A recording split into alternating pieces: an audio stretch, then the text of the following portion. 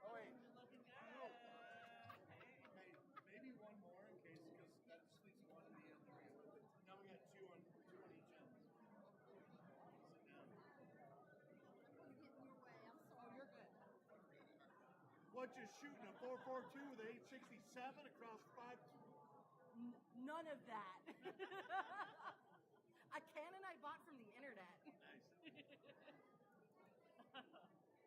Do you do that now? No. I've just acquired several weird skills. Figure drawing, art. Oh, really? Yeah. No, I work in it's a video game major. No way. It was the number one in the country like 10 years ago, and now we're kind of like somewhere around like 4 or 5. But yeah, I teach like concept art and a bunch of comics. Yeah. Your little graphic hold on. that reminded me of Funhouse. Yeah, well, so Alison Bechdel lives in Burlington. I see her all the time. Yeah. I know some comic people. Yeah? Like who? Dave Dwanch, he does pamphlets, Cyrus Burton's Holland Taxi Cab, Mind Freak, and What was the Disney related one? oh crap, I don't remember the Disney one. Another friend of mine did Little Gloomy. He did a book with not Douglas Copeland. Crap, I can't remember his name. But he's written a bunch of stuff like his main, like him and his buddy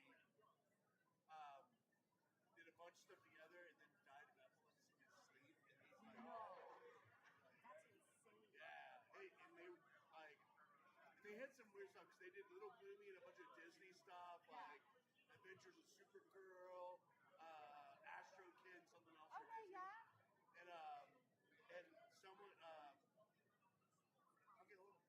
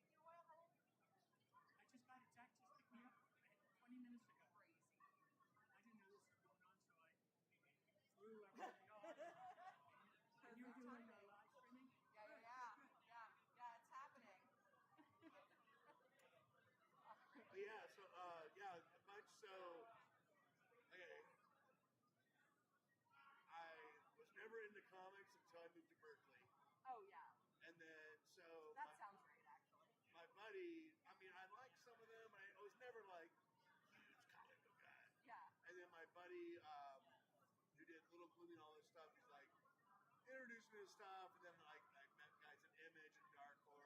Oh yeah. And those are the good guys. Yeah. And so then I like the trades. I don't do the individuals. I can't read that stuff anymore. I worked at Marvel for like a summer, and I was like, I'm out. They fired the entire department after I left. Wow. And I was like, fuck. I'm recording. Oops. Anyway, but yeah, I just burnt out on that. It just ruined everything for me. So like, I only do indies now. So I work for the Small Press Expo, which is like the largest indie comic show in like North America, and it happens the second weekend of September. So I'm supposed to be up there pretty soon, and it's during the same time as the board meeting for Nova. So I might go to Nova. I mean, I wanted your information anyway.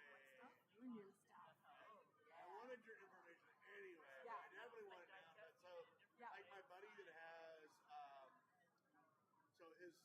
he had Action Lab.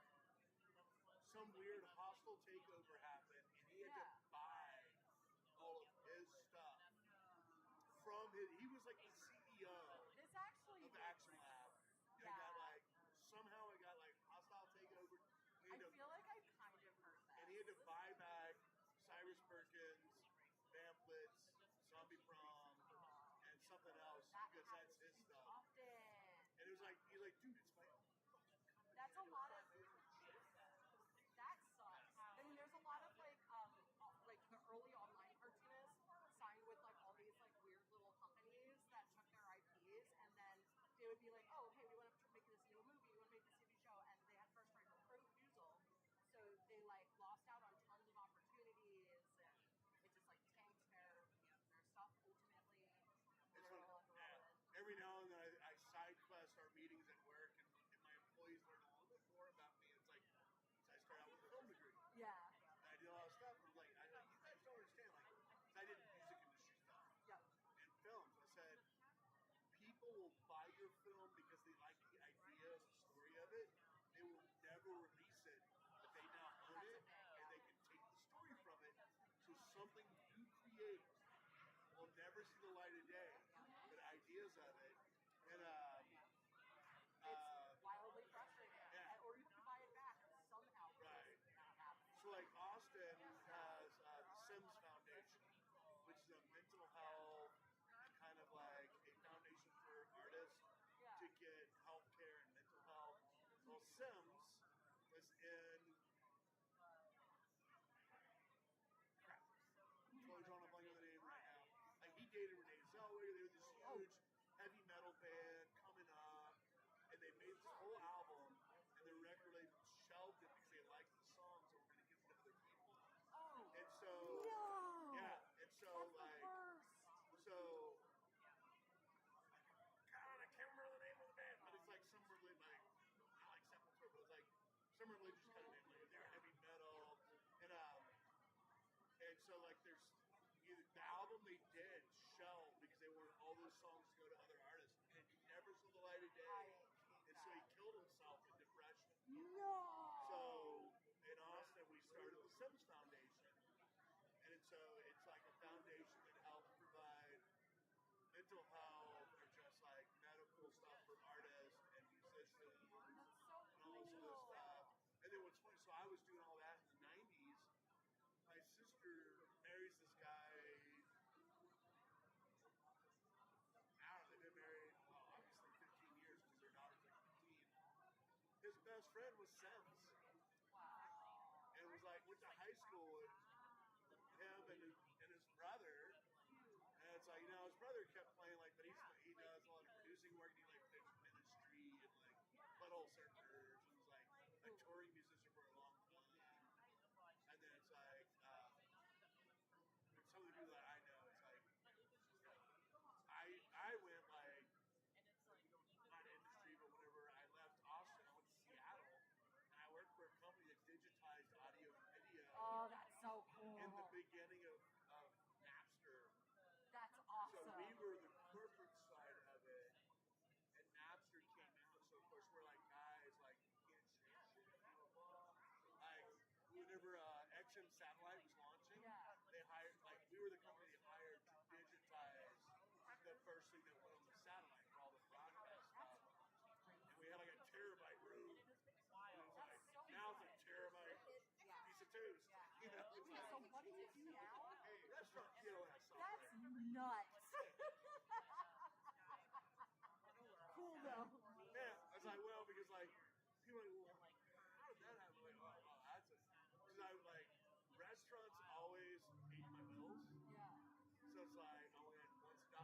couple of ours went back to restaurants. We started doing pre-medics and nursing and forensics.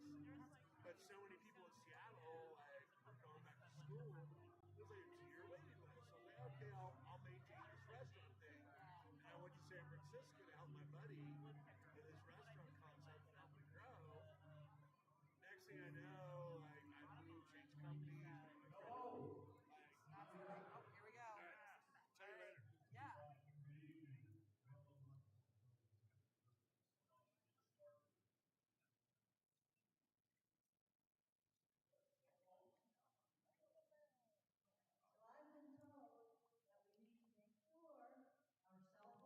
Are off. There will be a $25 fee if it goes off. So please take just a moment and turn off your cell phones. Thank you. Donated to our projects, not Tom and Pam's. Uh-huh.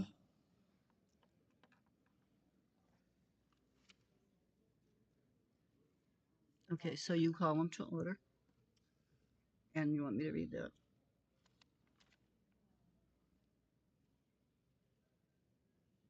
That's backwards. So read that. Can you read that? Yeah. Okay, read that. We thank you for your participation this past year in the joint program of passing through. Everyone has a job to do. Let your key unlock the door. Together we will. I ask that the presiding officers of each grand body please rise for recognition. If you are currently a Grand Master, Assembly President, Grand Patriarch, please rise for recognition. Come on, you're out there. Stand up. Department Commanders, State Row Presidents.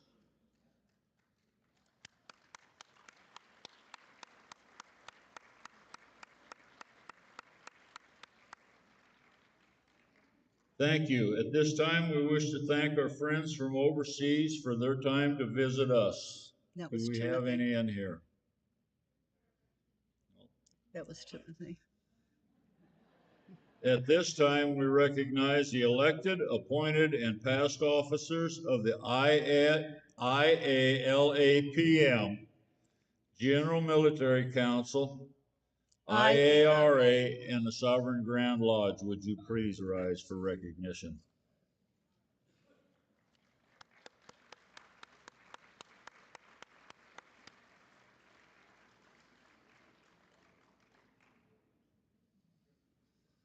I would like the audience to please rise for the next 3 introductions.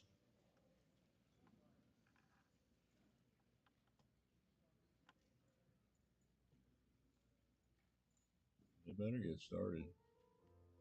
Yeah. And he wants to be introduced as Marion's Chief of Staff. Chief of Staff. I can't see that. All right.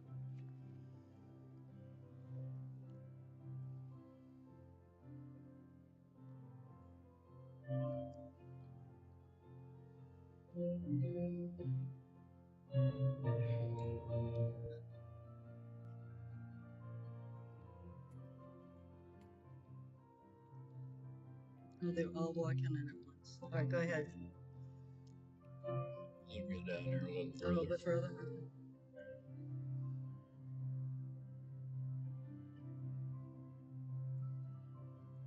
It is my honor and privilege to introduce General Marion F. Owens, Jr., General Commanding of the General Military Council, escorted by his Chief of Staff, Lieutenant General William Hanby.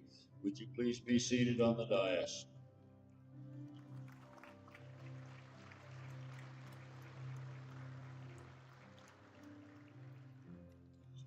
It is my distinguished honor to introduce our IARA President, Pamela Eisenhower, and her escort,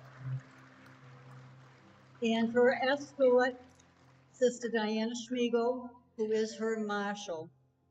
Please seat our distinguished Pamela on the dais.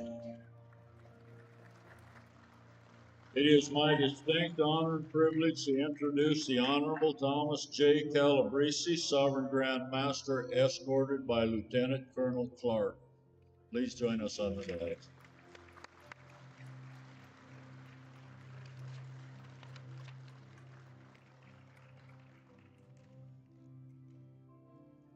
The audience may be seated. This time, we got right there. We need Cheryl and Kelly. Okay. Sister Cheryl, Brother Kelly, would you please come forward?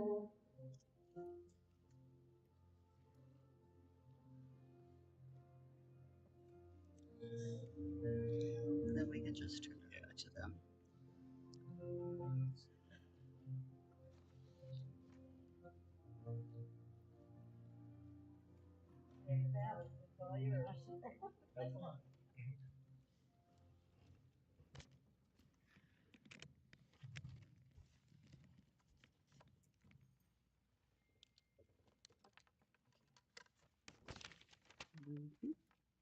Good evening. It is our honor and privilege to introduce the jurisdictions represented here in our beautiful order.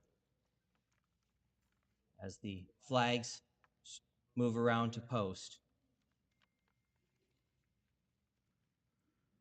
we ask that you cheer loudly for your jurisdiction so we know who you are. Okay, let's do this. Yeah. Yeah.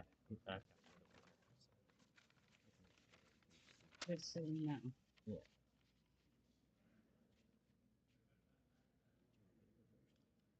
Yeah, I was just gonna say, should we have introduced the posting kit or no? We can. The flags will be posted today by Hap Johnson, Dinah Johnson, Dina. Sorry, we'll get the name. Dina Johnson and Dwayne Vine. We'll get there. We decided to do that on the cuff so that you knew who was up here. It is my privilege and honor to start out tonight introducing the flag of our Sovereign Grand Master, New Jersey.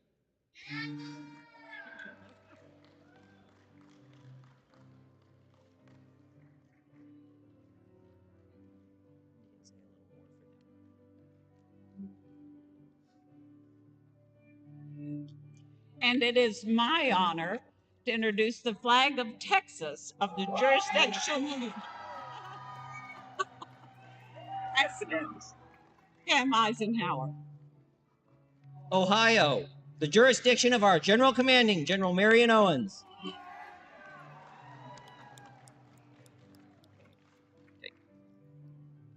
Alabama.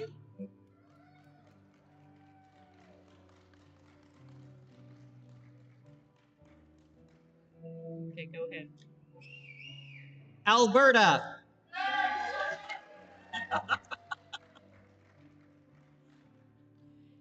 Arizona.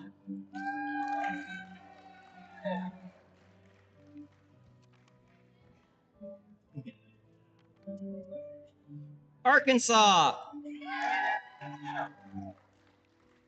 The Atlantic provinces. In order of admittance, Nova Scotia.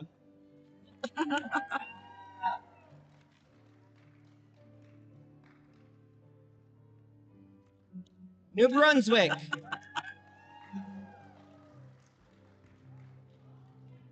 Prince Edward Island.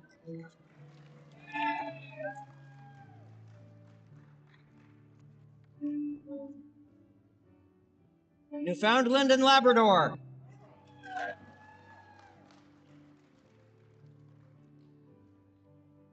And British Columbia.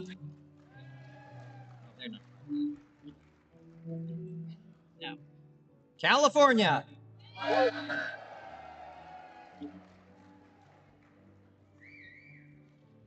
Colorado.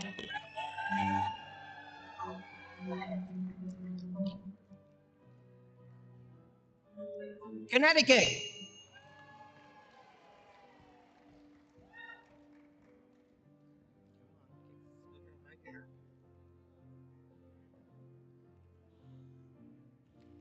Delaware.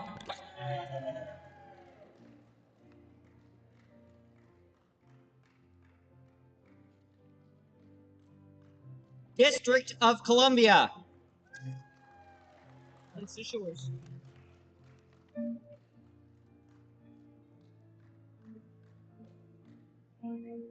My jurisdiction, Florida.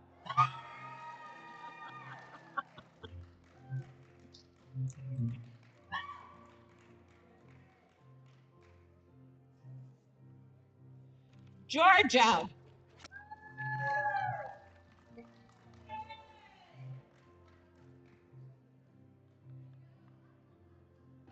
South Carolina. Whoop.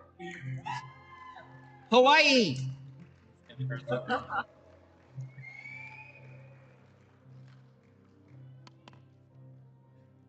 Idaho.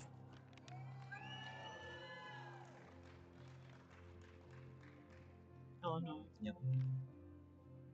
Illinois.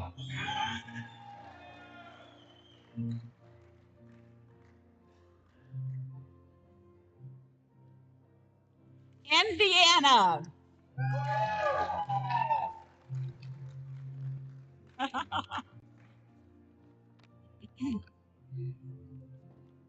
Iowa.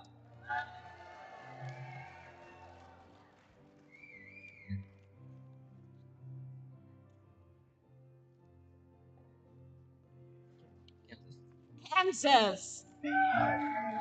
Remember, you play something later. Kentucky.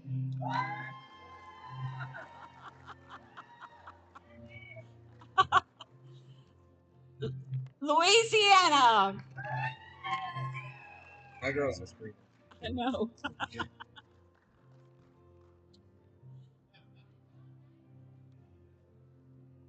Maine.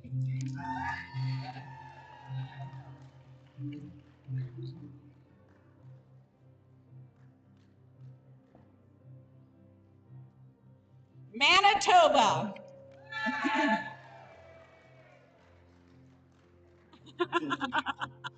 A little step in it. Yes. Little dance. Maryland.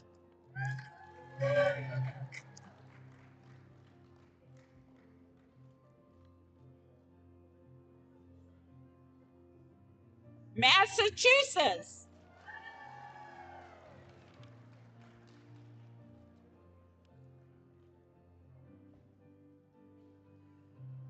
Michigan.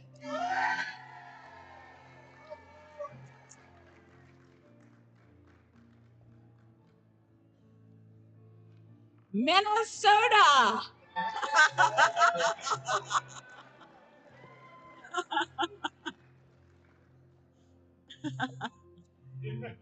Mississippi.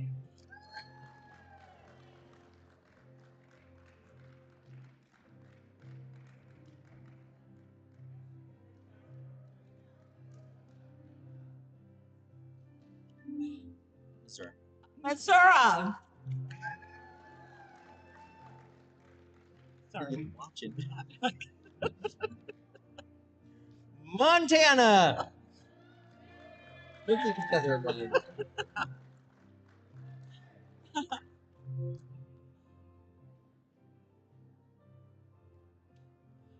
Nebraska. Nebraska.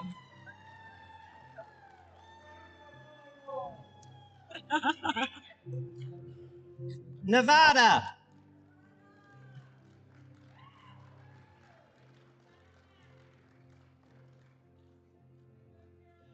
New Hampshire.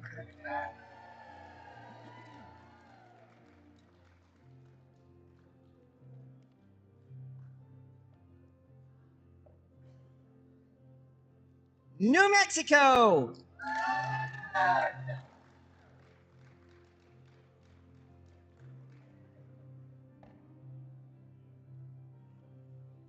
New York.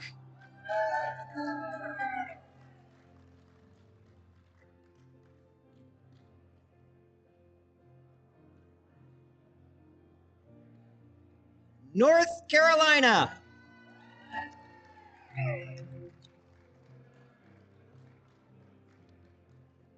North Dakota.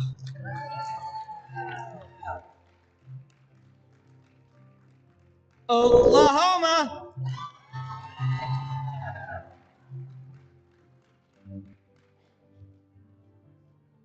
Ontario.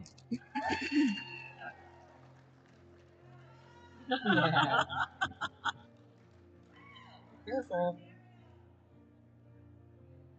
The bell. Oregon.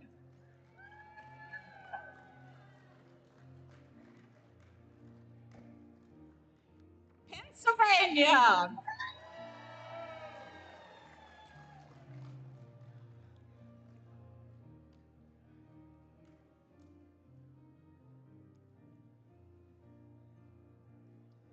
Quebec.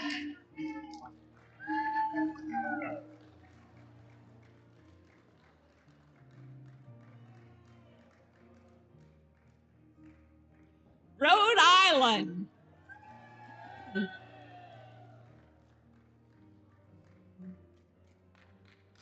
Go George. Go, George.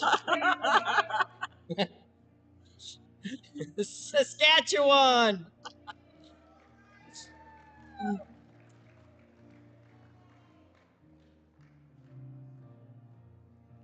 South Dakota.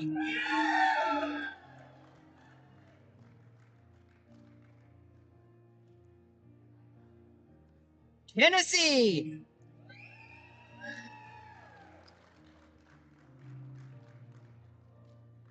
Utah.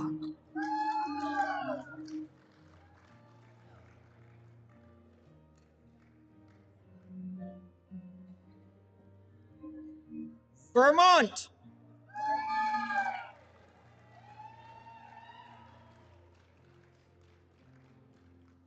Virginia. Okay. Virginia. Sidetracked. It's okay. I do this one, then you do the next one. Washington State. And Alaska.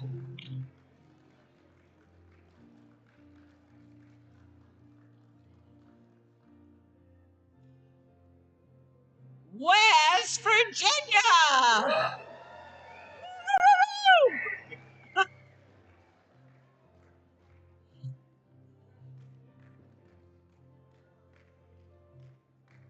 Wisconsin.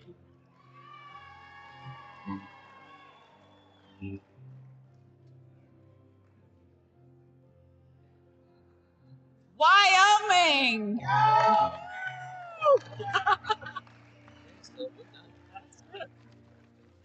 Done our duty. You think so, huh?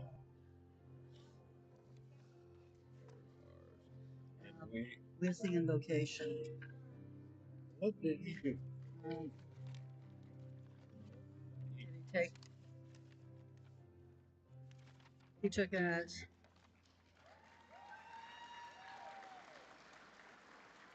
Bring my paper back.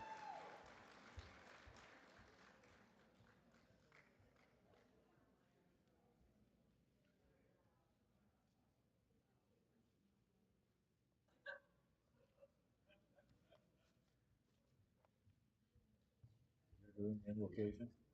I'm gonna introduce you right now. All right. Where are we? So we did the flags. And now we need the invocation. We will now have the invocation by Paul Robinson, Chaplain General.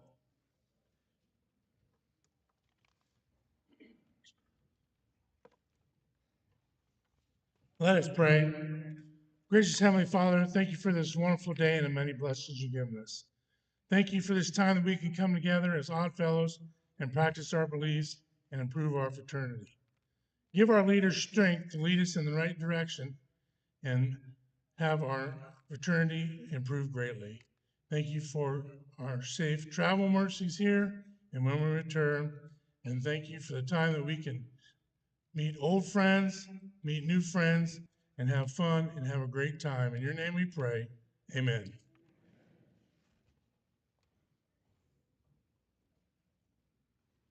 And I do not see do we have a council member or somebody from the city of Frisco here? Don't see anybody on the dais, so that's not happening. Anybody from the hotel? Huh?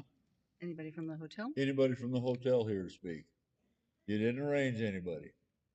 Okay. Moving right along.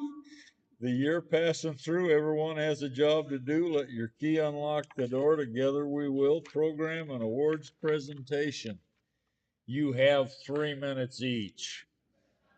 This time for special award presentations, your reports are printed or may be printed to Monday Daily Journal. Additional awards should be distributed at various sessions, and we will start with the Visual Research Foundation.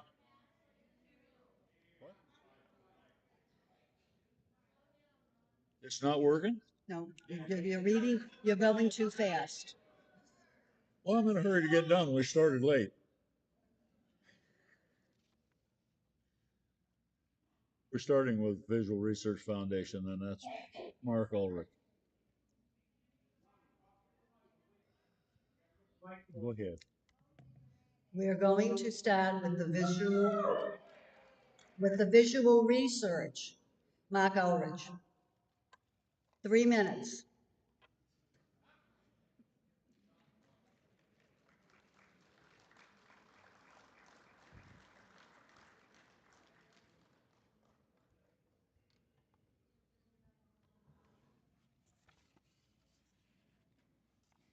Good evening, brothers and sisters.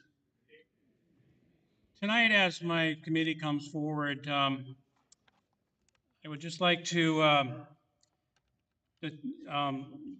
encourage the jurisdictions to take a look at the work that their individual visual research committees are doing back in their own jurisdictions.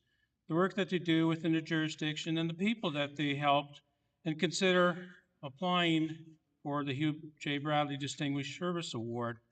This award can be awarded to a committee member, a lodge, or someone who has given their all for the sake of helping persons with visual problems. They do need to be recognized. So please consider completing the application and submitting it to our committee for consideration. Without your support, without their dedication, we would not be able to support our 2 professors at Wilmer. Come over here, guys.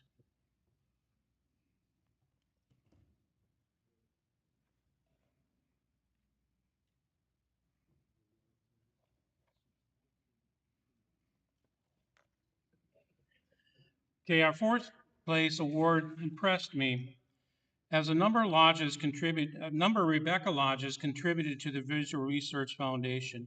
I do not have any information of what they did to raise this money, but the Rebecca Lodges of Indiana have contributed $1.83 per member. So would a representative of the Rebecca Assembly of Indiana please come forward and accept their award?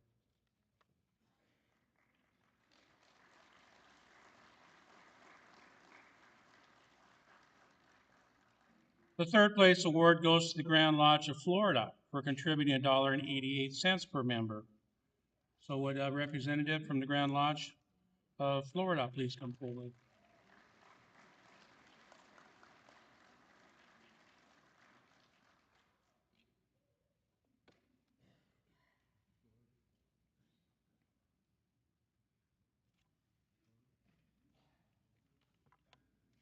The 2nd place award goes to the Grand Lodge of Iowa. They contribute $26.04 per member. So would someone from the jurisdiction? Thank you, Jamie.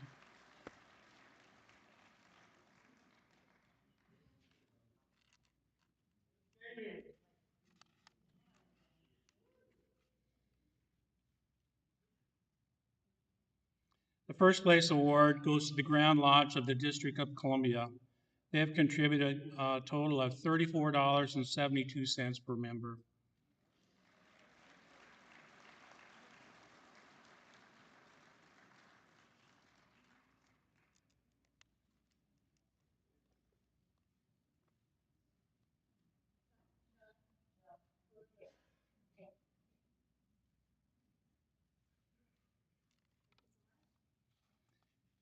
Congratulations to all of you.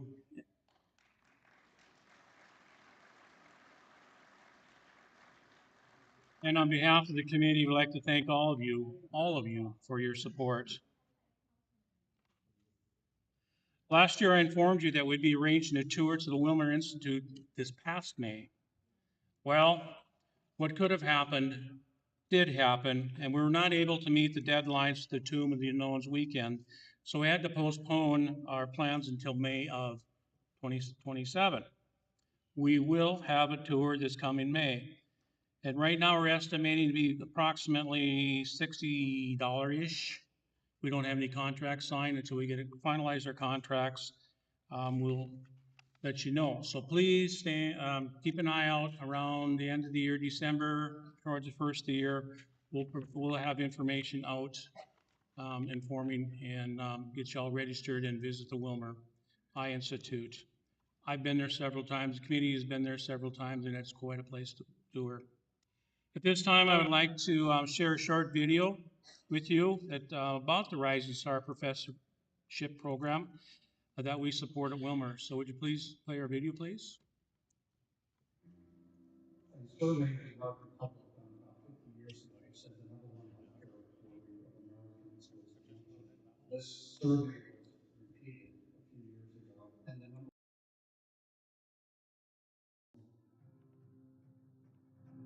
endowed professorships have been around from the days of ancient Rome.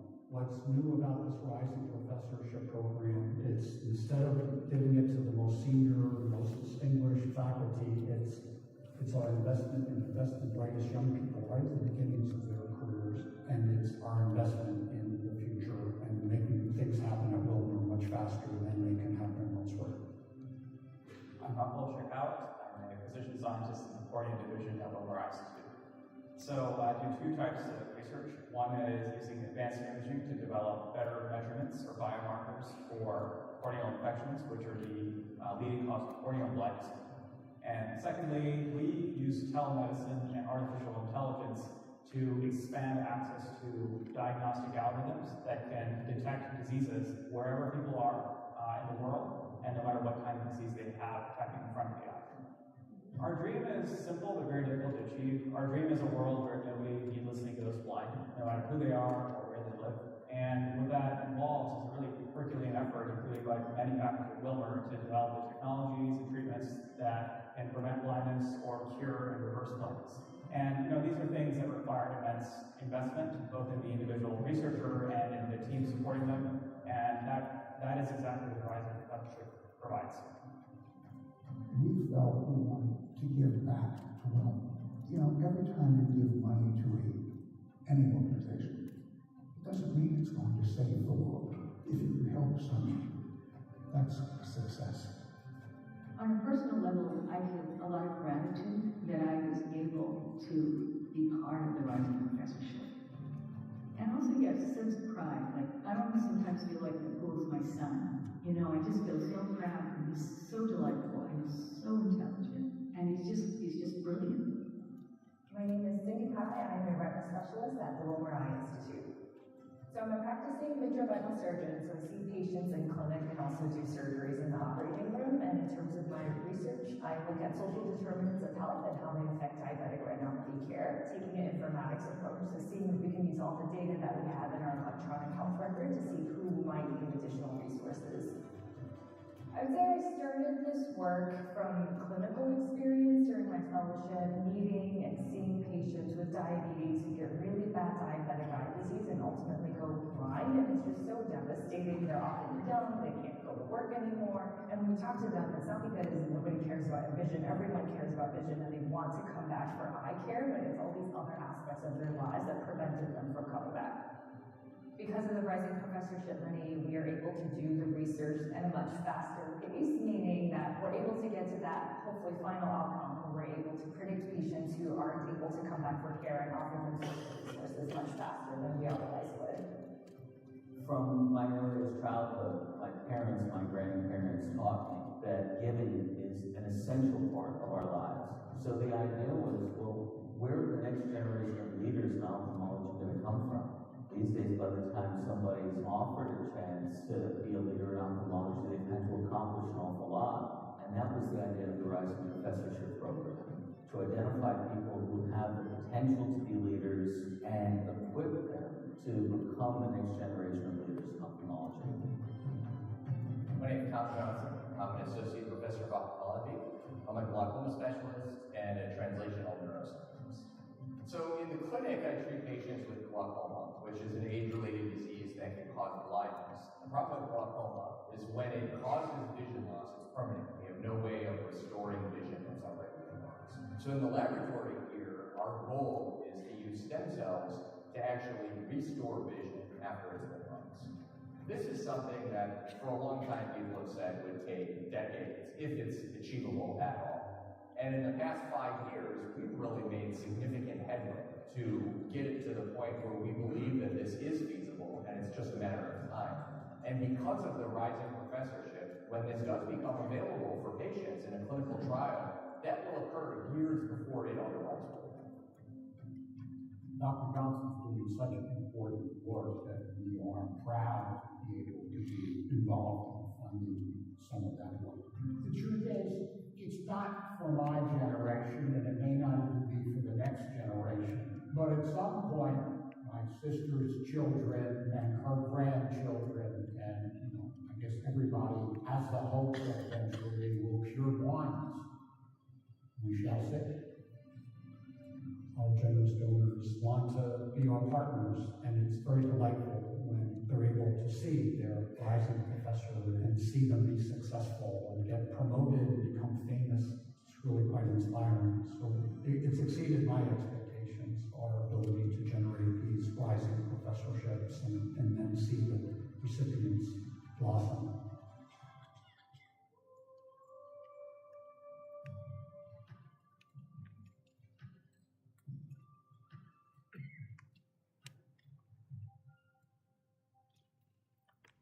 As Dr. McDonald said in this video, the endowments have been around since the days of ancient time.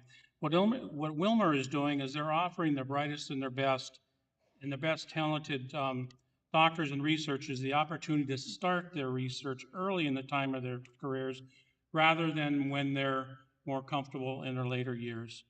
As a member of all branches of this order and a member of the Visual Research Committee, I'm proud to be a part of the Rising Star program.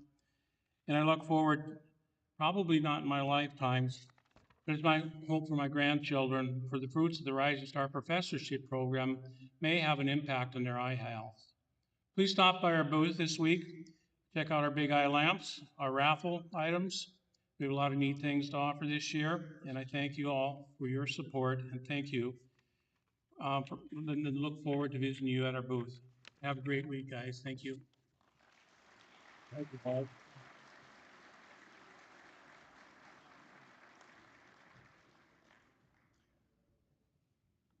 Okay, our next award presenters are sitting over there whispering to each other, and that's Cheryl Workman and Kelly Hughes to do the Living Legacy Awards.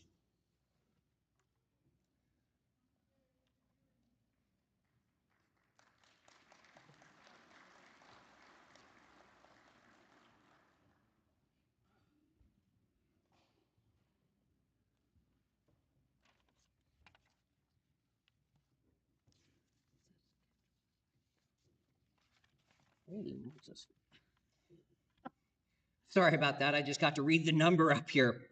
Of course, our Living Legacy program is a great program, planting a tree for those that come after us. Not enough of our jurisdictions are doing this. You can do it at the local lodge level by planting one tree. Our award tonight goes to a Rebecca Lodge who, through their efforts, have 3 lodges. Three lodges have went through quite a bit of work to plant 630,000 trees.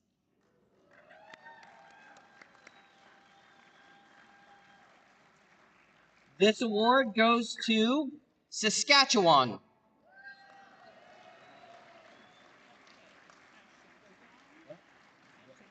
Yep.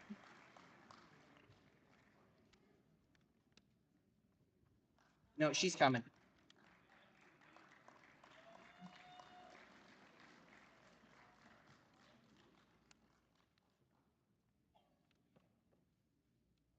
and I'm going to fly off the cuff here because we don't talk about this program nearly enough. The deforestation that is occurring for urban sprawl is phenomenally scary.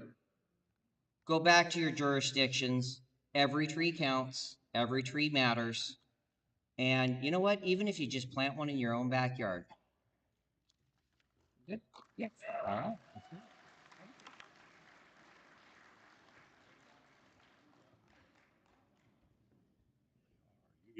That was definitely 3 minutes. Rose Parade.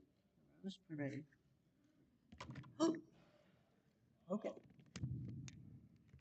That's a typical Rebecca. She broke it. Sorry. Our next presenter, oh, kids off. Okay. Now is it on? Yep. I'm not going to put it on there. Don't break it again. All right, I'll try not to. Our next presenter is for the Rose Parade. That is Chairman Roberta Proskin, Jr.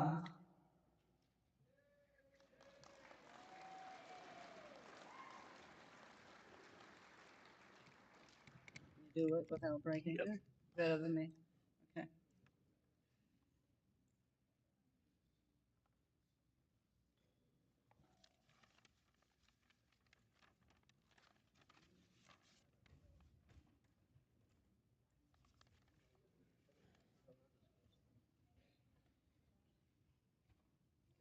Saying hello.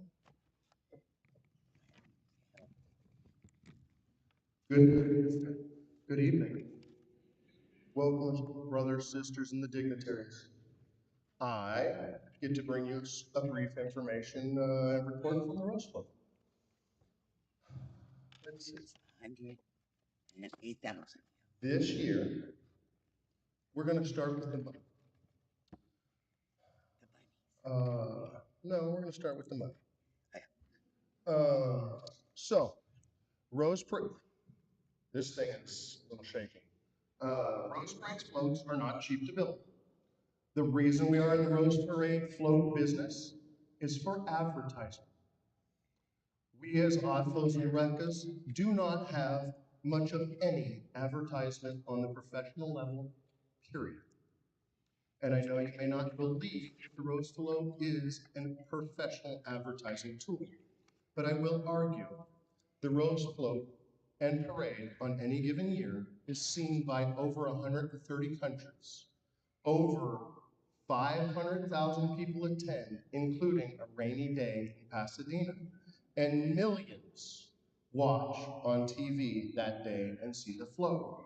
The Rose Parade is now streamed yearly, every day. People are watching. To the point, you have companies, giant companies, North American Honda that dumps $5 to $7 million into that parade for their advertisement. We were parked next to Trader Joe's this last year in the decorating, and I was able to talk to our owner. That float was over $1 million. That is just for the production of their rose float. Our float on any given year is costing us $118,000. Our budget is $140,000 a year. If you all remember my reports in the past, we had been carrying a deficit, a balance problem of 30 grand since COVID. In the last 2 years, I am proud to say that we were able to cut a check to the builder that has paid off that deficit.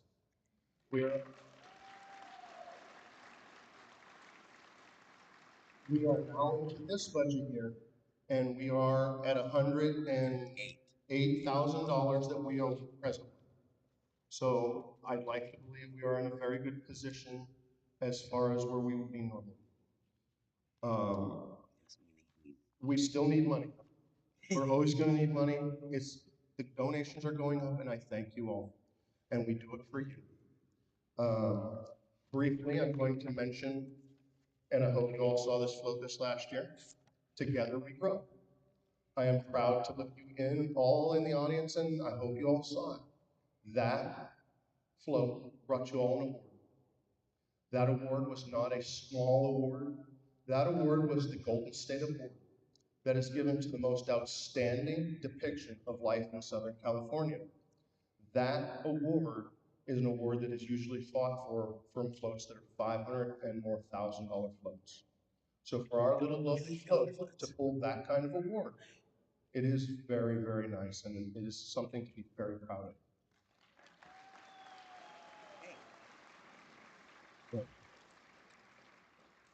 At this time, we'll show you this float.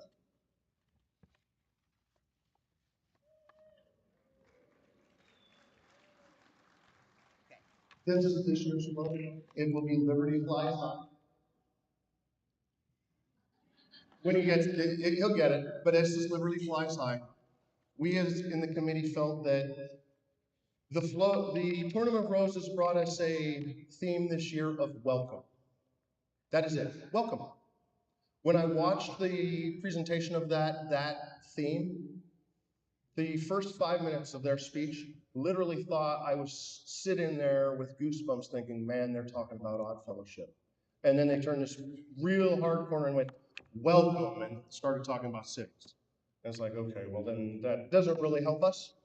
And then the committee had to sit down and go, well, even though welcome does work for Odd Fellowship, it doesn't work for a float. Putting a picture of a lodge hall or us welcoming people does not transmit to being an advertisement for you guys. But what for us committee members did, because it is the 250th anniversary of the United States of America, and we are very proud of our country.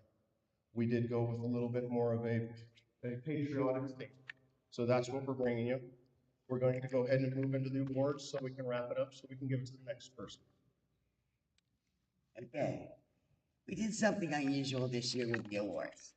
We have our normal awards, the states that give the most money. And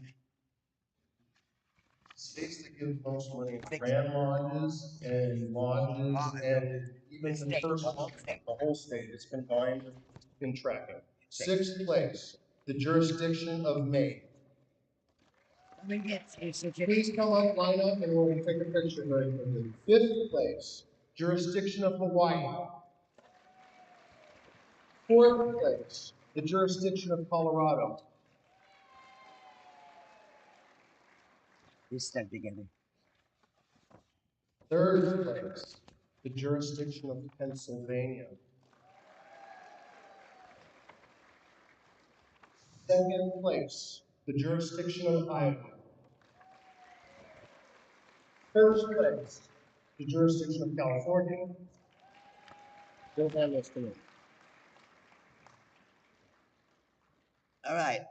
The next category is a grand lodge or encampment, an individual group that goes above and beyond the call and donates money to us for the sake of putting on a Rose Parade float.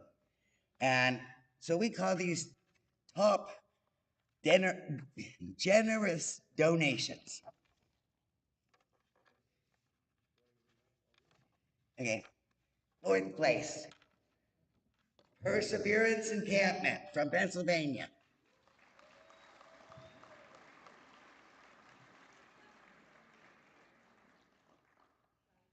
Grand Lodge of California.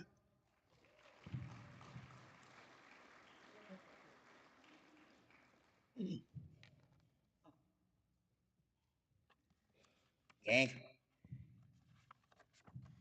Second place, Golden Gate Encampment of California.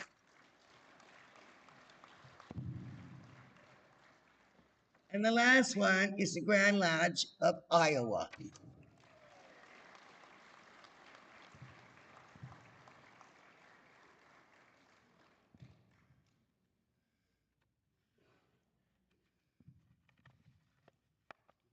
No. We'd also like to thank the following people as individuals that help tremendously or give greatly to the cause. Melvin Astraham, Richard Donnell, Peter Sellers, Marilyn True, Nancy Latu,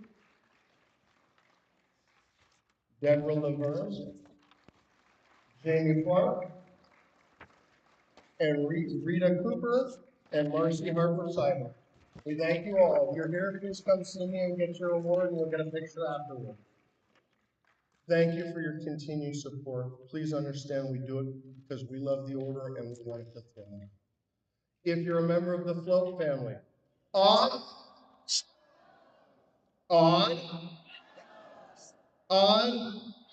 and love you guys. Stay.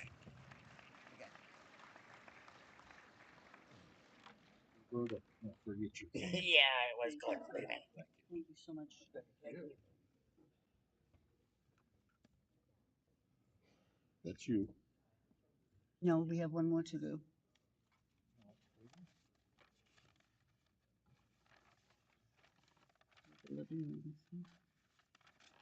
Right here. Rose Parade. Right there. Sean? So I don't want to touch the mic because I'll break it. So we are going to have a song, and it's on the back of your program. We are the world. The top part of it is incorrect. So the words that we are going to sing are the second verse, and we're going to sing it twice. Y'all get it? So we're singing the second verse twice.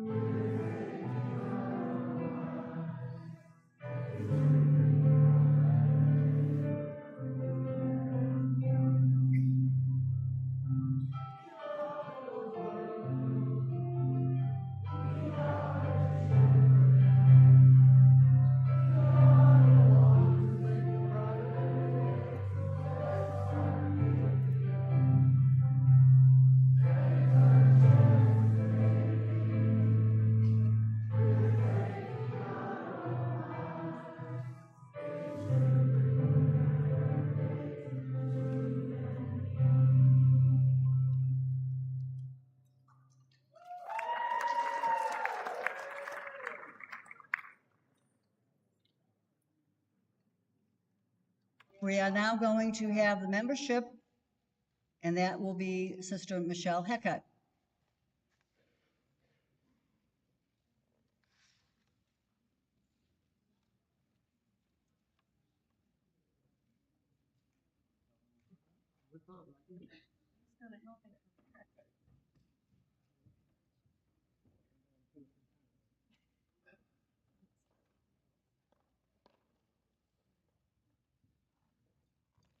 Good evening. As membership, we would like to thank our executive team for taking their time when they're visiting the jurisdictions to not only promote the First Things First program, but just to encourage the jurisdictions to do more to promote themselves in membership. You've all done a great job over the past year. We do have some awards to give out for those who have gained the most percentage-wise. We also want to thank those jurisdictions who have taken the time to initiate programs and training, not only for their grand bodies, but for their local lodges. That's so important that we spend that time training up our membership so that they know what Odd Fellowship is about. Study those rituals, teach them about Odd Fellowship. What does friendship, love, and truth, hope, and charity, and all of those wonderful universal things that we do? Make sure that they know what we are about. We're not just about legislation. We're not just about rules and regulations. What makes us great as members and as a unit is friendship, love, and truth. That has to come from the heart. If you share that from the heart, your membership will truly grow. These awards are made out by the Sovereign Grand Lodge Independent Order of Odd Fellows, 2025 Membership Honor Roll Awards. This one is presented to the Grand Encampment of Colorado with a gain of 22 in membership for the year ending December 2025. This is dated the 16th day of August, 2026, by Gerald Workman, Sovereign Grand Master, Michelle Heckett, Chairman of the Membership Committee.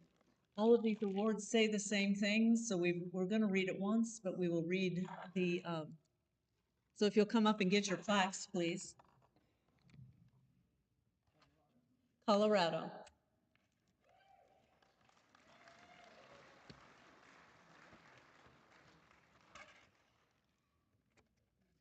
This one is for the Department Council of Florida with a gain of 24 or 52% in membership for the year ending December 2025.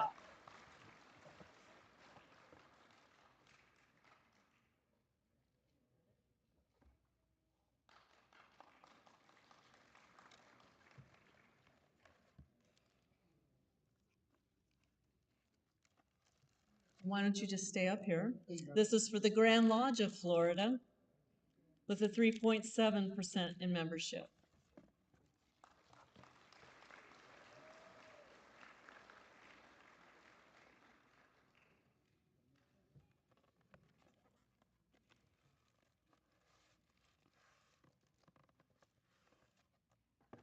Our next award goes to the Grand Lodge of the District of Columbia with 16.67%.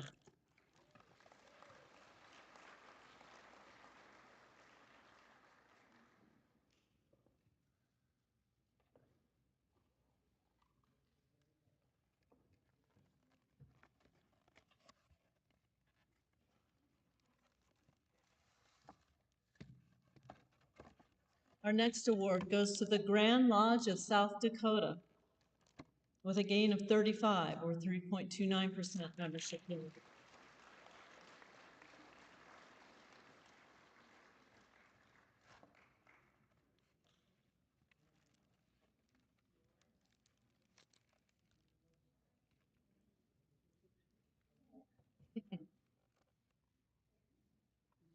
And our first place award goes to the Grand Lodge of California with a gain of 44 or 0.94%.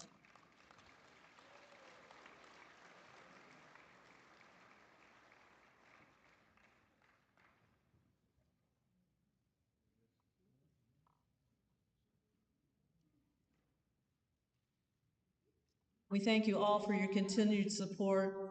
We encourage you to get out and gain new membership. If there's anything that we can do to help you, please don't hesitate to call on us. Thank you very much.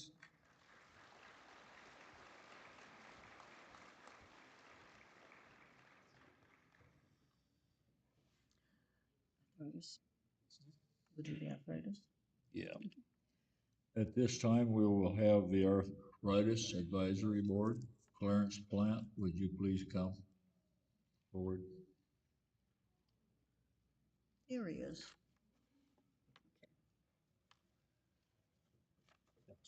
This is all backwards. Yep, that's all right. Don't worry about it. There he comes.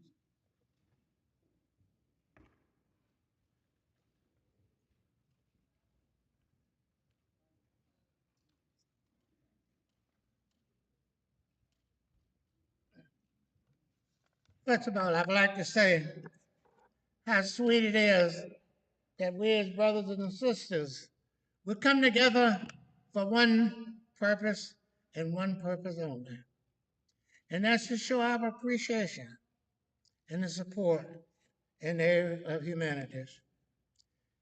I, for one, realize today that I'm pleased to announce to you that now I have arthritis. And all these years, for some reason, somehow, I evaded it. At this particular time, on behalf of Renee Angelin From the Arthritis Foundation National, we would like to have the Solemn Grand Master and the President of the International Association of Rebecca Assembly to please come forward.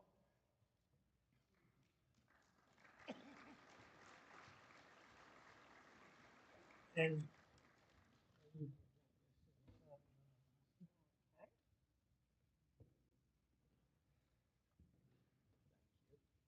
Thank you.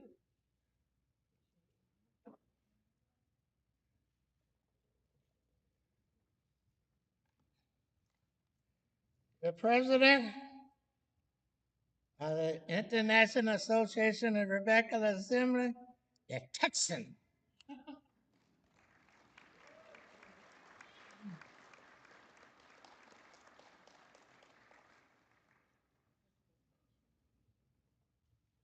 The Platinum Award is presented to the Grand Lodge of Massachusetts. Will you come forward, please?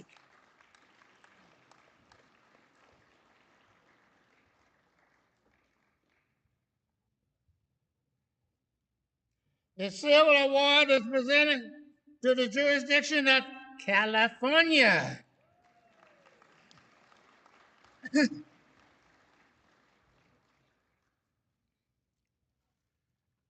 And the Gold Award is presented to that country way down south, Mississippi.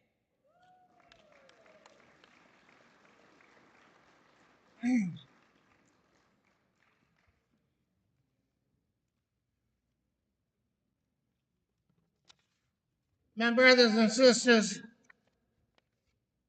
it is an honor and indeed a pleasure to have the opportunity to work with each and every one of you for that common cause, to be on the cutting edge of finding a cure for arthritis. My brothers and sisters, if you've been following what's happening in this country today, there are more things happening with diseases and everything else ever in the history of this country. At this particular time, I'd like to present to you the representative from the National Arthritis Foundation, Renee Angelus.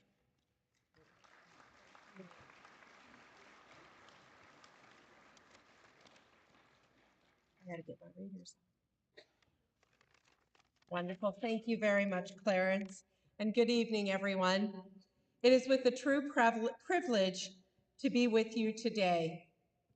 My name, as Clarence had mentioned, is Renee Angelus, and I'm the Regional Vice President with the Arthritis Foundation in the Central Region. On behalf of the Arthritis Foundation, I want to thank you and begin with a very heartfelt thank you for all that you do and letting me be here tonight to thank you in person as well as get the opportunity to meet many of you. For nearly 4 decades, the Oddfellows and the Rebeccas have stood beside the Arthritis Foundation, not simply as donors, but as true partners in our mission. Across the country, your members have raised funds, volunteers, supported our local events, our local offices, and helped us to continue to fight for a cure for arthritis. Your generosity reaches far beyond the dollars that you've raised. You are helping us provide resources, education to families, advocate for people that are living with arthritis, and invest in research that all of us hope for a future free from this horrible disease.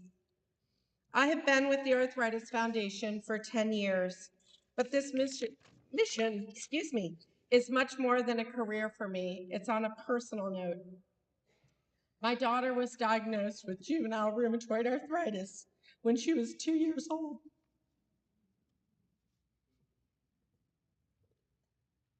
So as both, I apologize, did not expect to tear up there. So as both an Arthritis Foundation leader and a mom, we've lived this journey together. And I know exactly what it's like. So I want to thank you. The principles that are at heart for the Oddfellows and the Rebeccas, friendship, love, and truth, are so beautifully in the way that you have come and cared for the arthritis community for all of these years. Please know that every fundraiser, every event, every volunteer hour, and dollar that is raised is truly making a difference and changing lives. So on behalf of the Arthritis Foundation and the families we serve, and personally, my family, I would like to say thank you again for everything that you have done. We are incredibly grateful for your generosity, and we stand beside you today and many years to go, and making a difference in many people's lives. Thank you.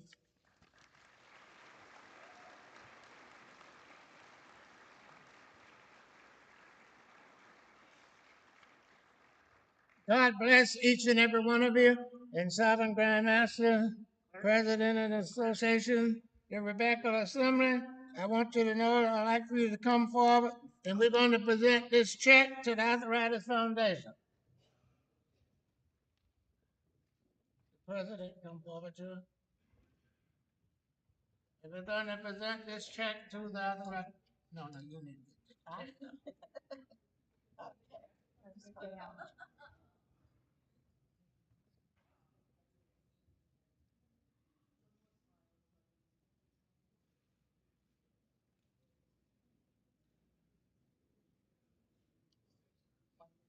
Thank you very much.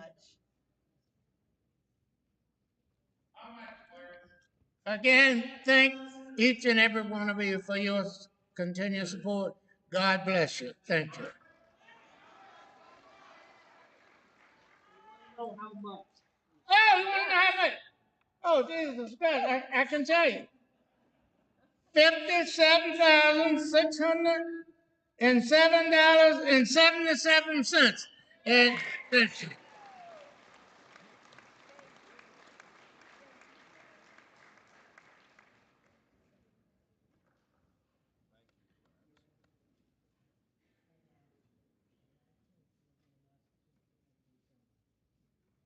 I don't know about that. I want to know who gave the 7 cents.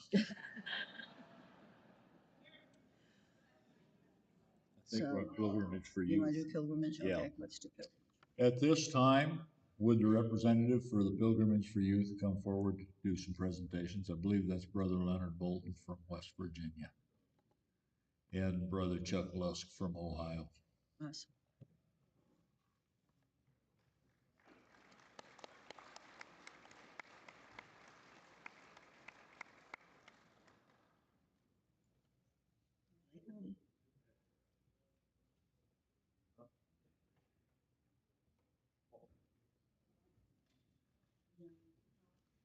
Bring it. This is a snack for everybody. Yeah.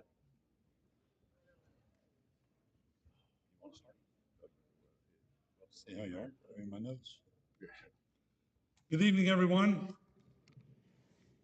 It's an honor and a pleasure to be up here representing the Pilgrimage for Youth. I am the chairman of the board. Leonard is our executive director. I'm going to keep it short because I know Brother Bab's going to want all the time that he needs. So I would just like to say that this year we sent 91 students to New York and out on a road trip.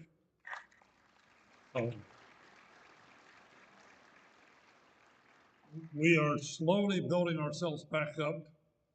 In 2020 during COVID, we had to skip a course, and it really put a hurt on our program. But we've been working very hard, very diligent to build the program back up. Leonard spends countless hours along with the rest of the staff. Our staff in New York is, of course, Leonard and his wife, Corny, Jerry Workman and his wife, Cheryl. They've been doing this for how many years now, Leonard? That's my 31st. 31 years they have donated this time. So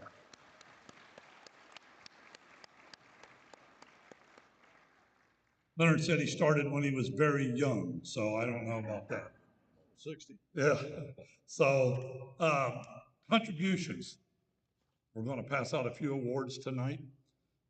We try to keep the expenses to the lodges, the students, the Grand Lodges, the sponsors. We try to keep that as low as we can. It costs right now roughly $2,900 to send a student on this trip. Our fees for the last several years have been $2,100. The difference of that $800 is paid for by donations from you folks, from your lodges, your Grand Lodges. And this is what helps us keep going. We've operated now for probably the last 4 or 5 years. Always in the black. So we're very proud of it. We have some folks that donate good size amounts to us, but we take anything. We even take that 77 cents if somebody wants to give it to us. So, but we would like to pass out a few plaques. Talk about certificates here in a minute too. Pardon me? Oh, and the certificates? We would like to pass out a few plaques to start with to our donors over $5,000. Got a list? Get it going. Okay.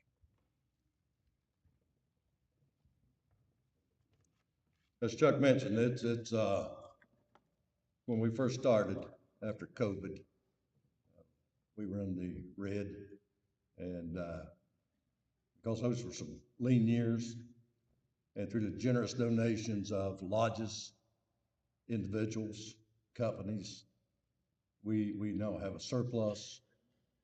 But we view this as our household.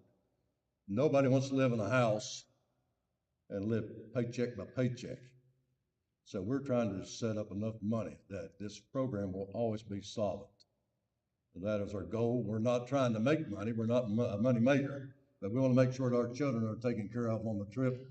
We want to make sure at the program that we are good stewards of our money. I would like to personally say this: for the last 5 years, my personal lodge, Boone Lodge, number 170, has given a check for $30,000 every year. And that is a large amount. It really helps us. We also have lodges that have been with us that have been $10,000 donors for the past several years. Iowa and Pennsylvania. Walker. We'd like to thank them. We also have some $5,000 donors, and that is where all these plaques are coming in from. And we're going to call out your name, and we will present your awards to you. But from the bottom of my heart, we appreciate each and every one of you. As Chuck said, every dollar counts. We spend it wisely. We don't waste your money, and it all benefits our kids. In our lodge, last year, since we got back, we took in a young man. He said, "Can my mom and dad join?" Absolutely, and they joined. It's a great membership tool if you use it correctly. We want to create, when we look around and we look at our crowd, we realize the need for young people. The ones that come up and go on the trip, all the wardens that have ever come up, I think they can tell you, it's not an easy task to herd. It's almost like herding cats sometime around New York, but we get the job done. And we thank you so much for believing in us and helping us. I'll call out a name. If you come up, please, Chuck will hand you your award.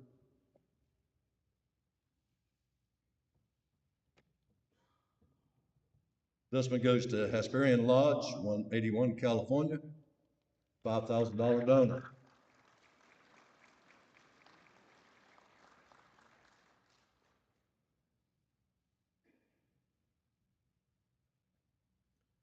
The Grand Lodge of Ohio gave us $7,200.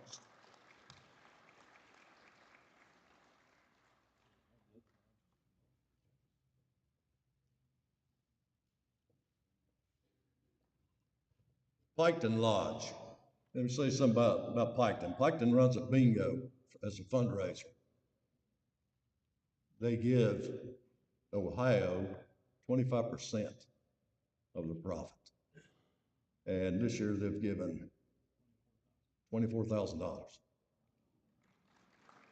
And that goes to, that is a fund in case we ever go into black. We have something that Ohio will supply back to our program. We really appreciate that.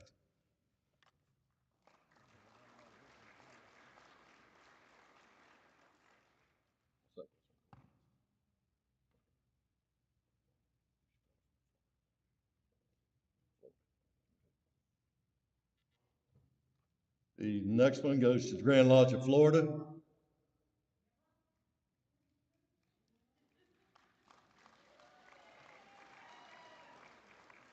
So, we're gonna give it a check now. Okay.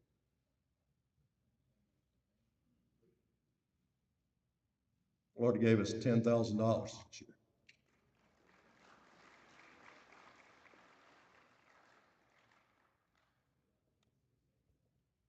Boone Lodge, and there's quite a few of us here. Jerry, you want to take this for me, please? Brother Jerry?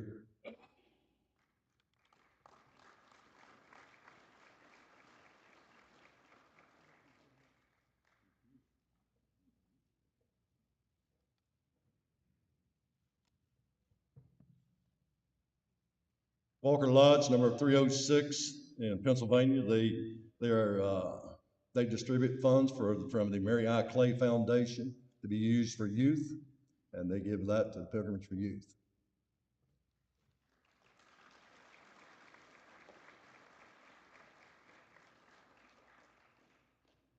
I know I said that enough, it was $10,000.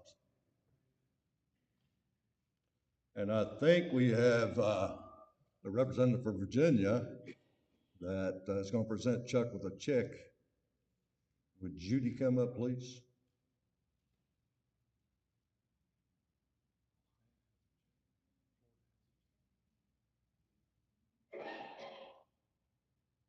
Brother Chuck, on behalf of Rebecca Finley of Virginia.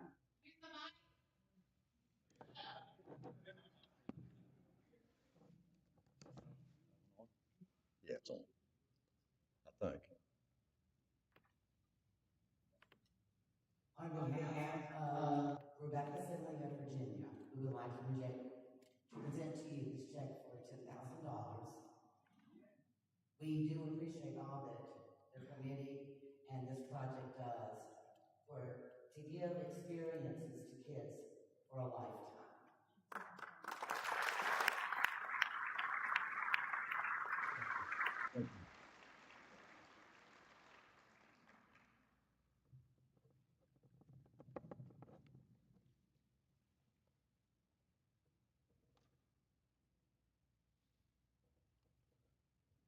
Our next award is Grand Lodge of Iowa. Iowa gives us $10,000. They loaned us Jamie this summer too. There you go.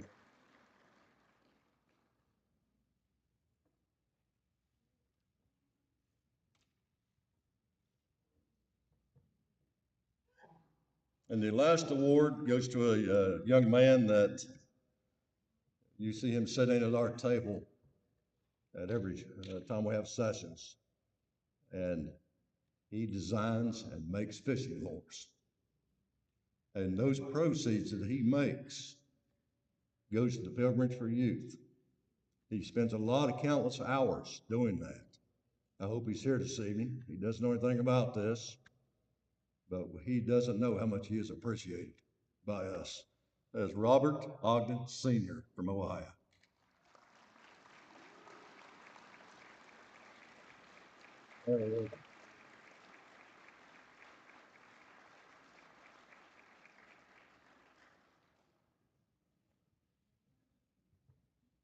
Chuck informed me that Florida has a check.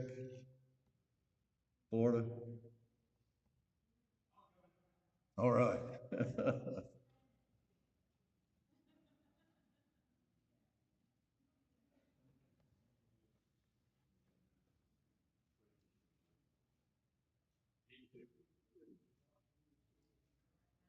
Thank you, Bob.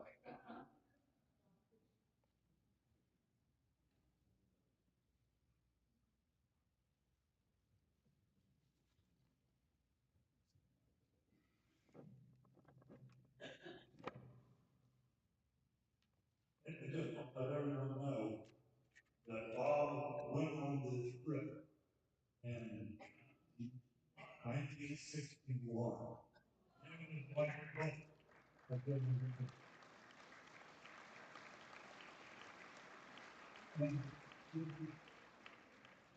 His children have come on the trip and his grandchildren.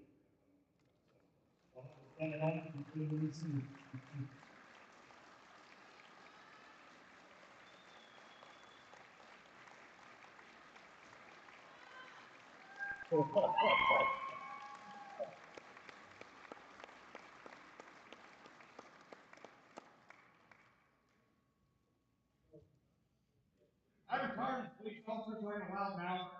So on behalf of the Grand Lodge of Florida, we present a check for $10,000.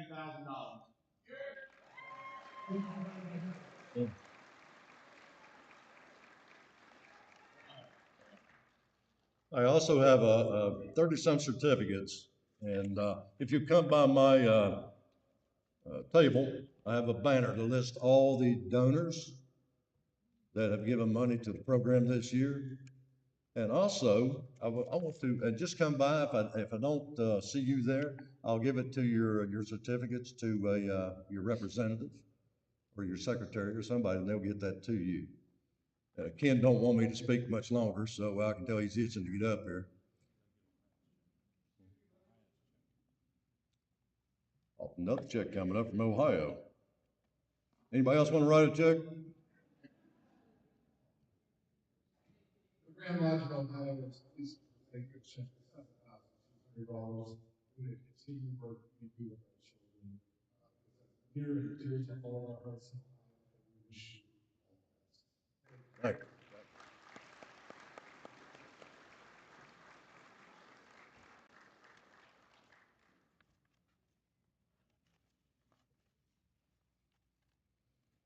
There are also lodges that, as we travel on our trip, we have lodges in New York, in the Buffalo area, that feed our kids lunch. They have a group of Theta Rho's there that give them treat bags to travel on the buses with them. And this year they wrote dad jokes on the bags. And some of the kids actually sent me messages, and I didn't know what they were, and it was popping up these little jokes. And I found out they were reading things off from their bags that Theta Rho's had done for them. So if all the women that helped us in New York, if you're here tonight, would you stand? Here's Kathy. Right. They don't know what you mean to us, but you do. You're very special.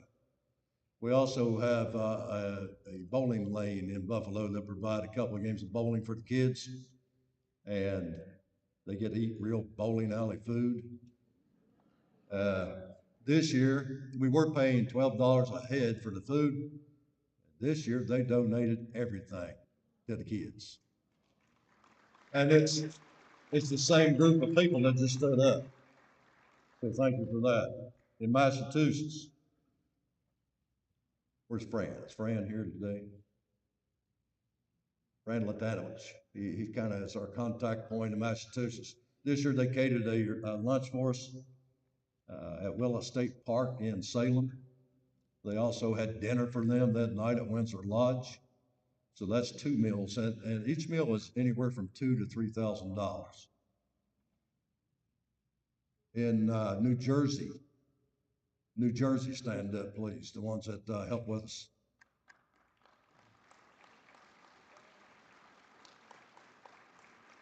They have the pleasure of saying goodbye to our kids.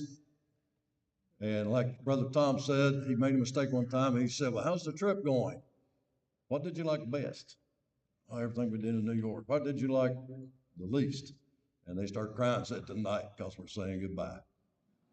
And that's the truth. They bond, they form friendships. And it's not only that, it's such an educational experience for your children. They glean and learn so much from other kids from all around the States and Canada. They realize that people are different. You know, they're odd, just like us, right? They're odd, but they learn. If we could learn from each other as much as kids learn from each other, we'd be in a better world.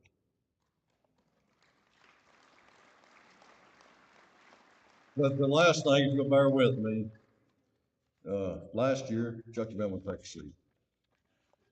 You want to sit down, this may be, okay. Chuck's been pretty sick. And, we're trying to baby him and take care of him, but he's stubborn. And tomorrow's his birthday, yeah.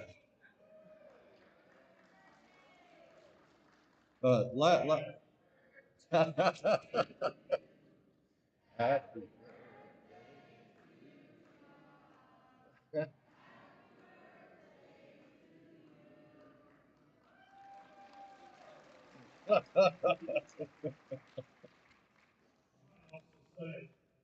Tomorrow is my wife's birthday also. And, she's a little older. Oh. Just a little. And tomorrow is also my brother's birthday. We were born on the same day, 11 years apart. So we got 2 birthdays tomorrow, so we'll have a good time. I have a little letter I want to read to you. Before I do, I'd be remiss if I didn't have the New York staff, if you're here, stand up, as well as our tour leaders.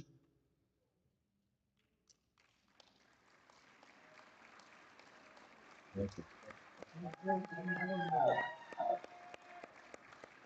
Also, our board members, would you please stand? Our board members.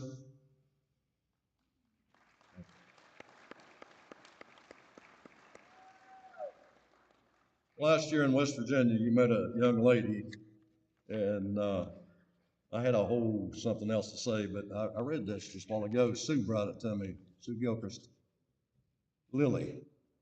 I want to give you an update on Lily. You remember the young lady we took up a collection for? Well, she wants you to know what she spent her money on, okay? She is such a joy. Her whole life has been turned around because of the Odd Fellas, because of the program, because of the love and hospitality that you showed her. But this is the letter that she wanted to be read. It says, hello, everyone. I'm writing this with a big smile, thinking of you all and how I simply adored going to meet each and every one of you. I cannot believe it's been a year since I had the most incredible opportunity of sharing my story with you in West Virginia. Those in Lethbridge's Lodge met me when I was not very well. As you all know, I was a shadow of myself, weighed down by relentless bullying. Then I went to New York City, where I met those of you who run the Pilgrims for Youth, and I can easily say you are the most loving people I've ever encountered, and I've ever been privileged enough to call family. Later that year, I attended a banquet in Calgary, where I was blessed to reunion with those from the pilgrimage and to meet even more compassionate souls from the Odd Fellows and Rebeccas. My experience in West Virginia was beyond incredible. All of your love and empathy was unmatched and has never left my heart. When the donations were delivered to me, I cried. I literally did not believe my eyes. Each of you continued to show me the beauty there is in mankind, and thank you all. You have all been with me through my journey of healing from the cruelty of others. You've all seen my progress and heard my words detailing the paths I have taken.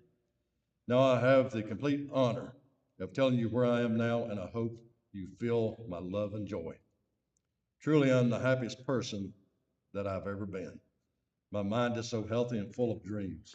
From entering Lethbridge Lodge in pain, I have flourished during my time in university in the summer. My first year at the University of British Columbia was filled with exciting memories and sincere friendships. I was free to finally be myself, able to put my very best foot forward and make the friendships I've deserved. This summer, I worked at the Global Leadership Academy summer camp I attended when I was 17. The connection I made with the students surpassed the meaning of profound. Children from across the world got to hear my story and how my initiatives, such as Lily's Empathy Explorers, revolutionized my path and outlook on life. My relationship with the students meant so much to myself, as well as each and every one of them. The purpose I felt walking up every day, ready to work with them to build their leadership skills, was absolutely immense.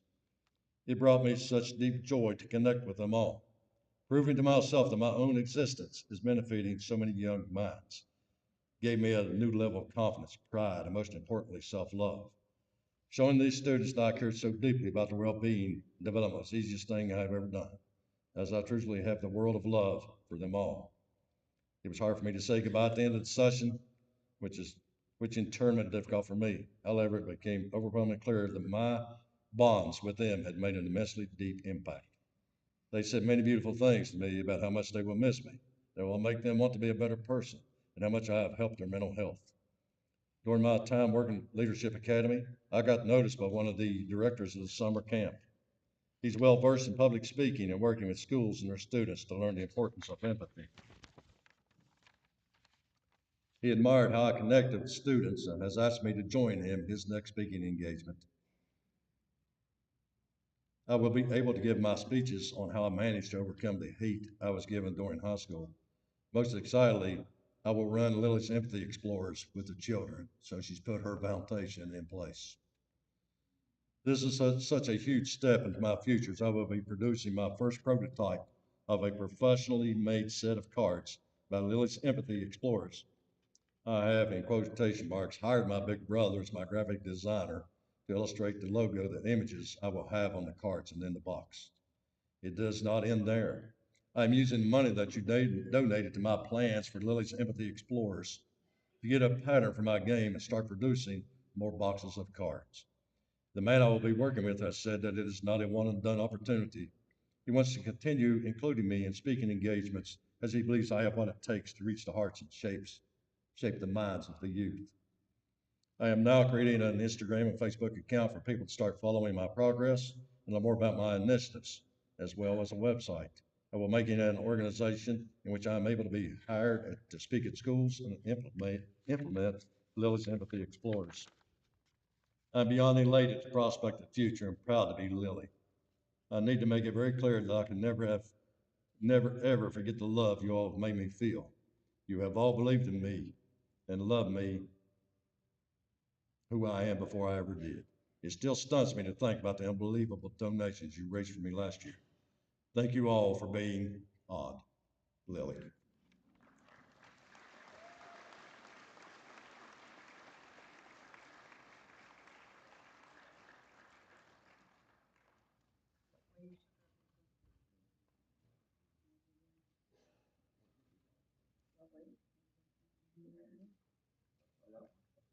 Apparently I got their stuff.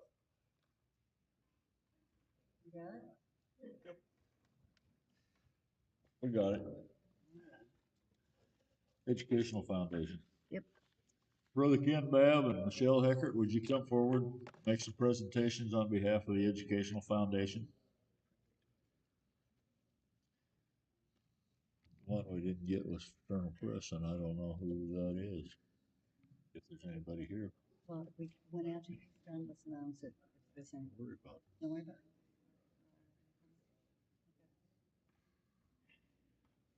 I'm warming up here, my man. Oh, I'm about to. Okay.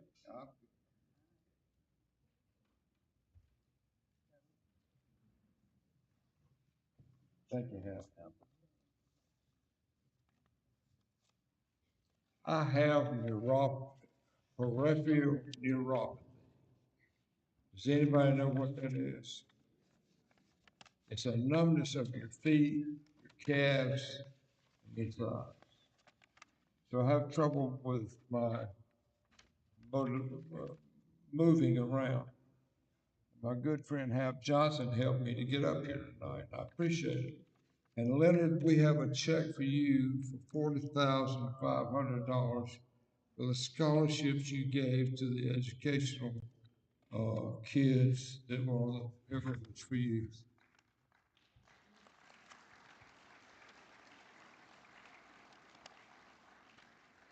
I'm sorry that I have to waddle up here tonight, but I'm proud to be here because I want to say to you, brothers, sisters, and distinguished guests, welcome to this annual event. It's such a great thing that we do to open up our session with this Sunday night event.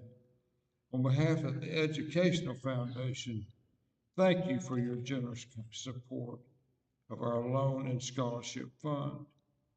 Your contributions perfectly employ our command to visit the sick, relieve the distressed, bury the dead, and educate the orphan. Bringing our timeless principles into the modern world Look around this room. You're the heartbeat of the Independent Order of Oddfellows. As Oddfellows, we are bound by a sacred command given to us centuries ago to visit the sick, relieve the stress, and bear the dead, and educate the orphan.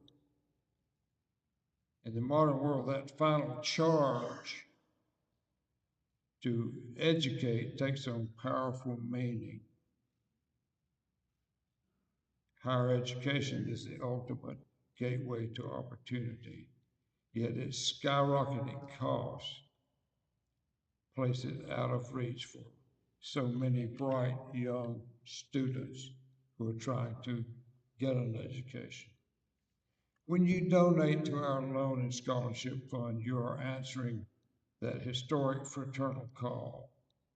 You're looking for a student, and you're looking at a student and saying, we believe in your future. We value your mind. And we stand behind you. Your generosity allows us to weave the three links of our order, friendship, love, and truth, directly into the fabric of our communities.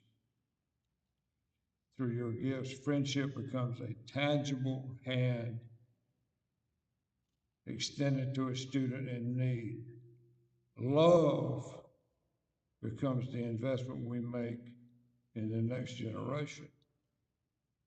Truth becomes the knowledge and wisdom these students will discover in their classrooms, their laboratories, and their lecture halls. Behind every scholarship that we give is a human story. It is the story of a first-generation college student proving to their family that what is possible. It is a story of a single parent whose income is merely $28,000 with a son who is working 2 jobs to stay in school. When you donate to the Education Foundation, you rewrite these stories. You don't just change their life, you change their family's trajectory. You are the engine of this program. We manage the funds, but your generosity creates the opportunity. We promise to remain dedicated stewards of your gifts, ensuring they directly fuel student success. Thank you for your trust. Thank you for your open hearts. And thank you for your helping the Independent Order of Oddfellows build a brighter and more compassionate tomorrow. Before we look at the impact of these funds, I want to recognize the leaders who got our vision. Please stand as I call your name. From Iowa, Michelle Heckert, the foundation chairman. From the District of Columbia, Peter Gillot, the foundation vice chairman.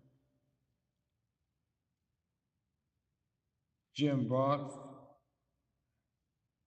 from Illinois, who couldn't be here tonight because his wife is having surgery. He called me and said, Ken, I can't make it. I said, you better not make it. Alberta Marianne Lang, from Pennsylvania, Judy Wirt, and from Tennessee, Brenda Reed. Let's give them a round of applause for their tireless service. Thank you, brother. To close my remarks tonight, we want you to see exactly who your generosity supported. We presented $203,973 this year, over $200,000 in scholarship and grants, building our overall total to $2,650,000.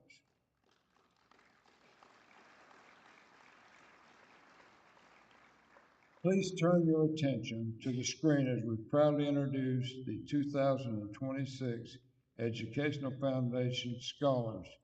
They are the faces of the future you are building, and enjoy the presentation.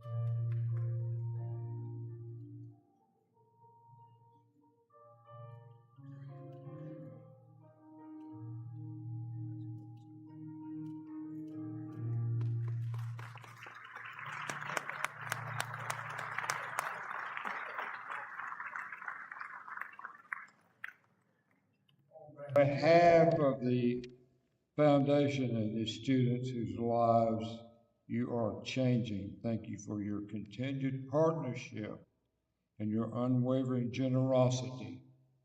You are helping us to make the world a better place, one student at a time. Thank you.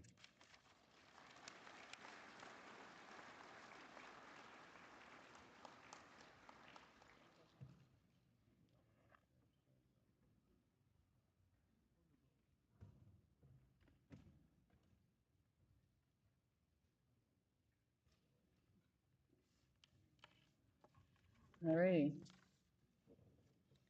think we're at the remarks, but That's where we're at. we're at the Remarks. remarks. Huh? You're doing a good job so far.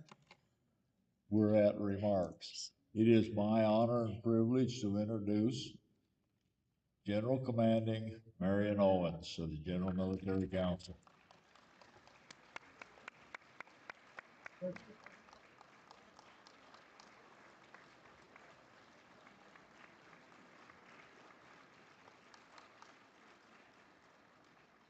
Howdy, you all. Oh, you can do better than that. Howdy, you all. That's more like it. That sounds like Odd Fellows there. It didn't sound like a bunch of streetwalkers, you know? You did very, very well.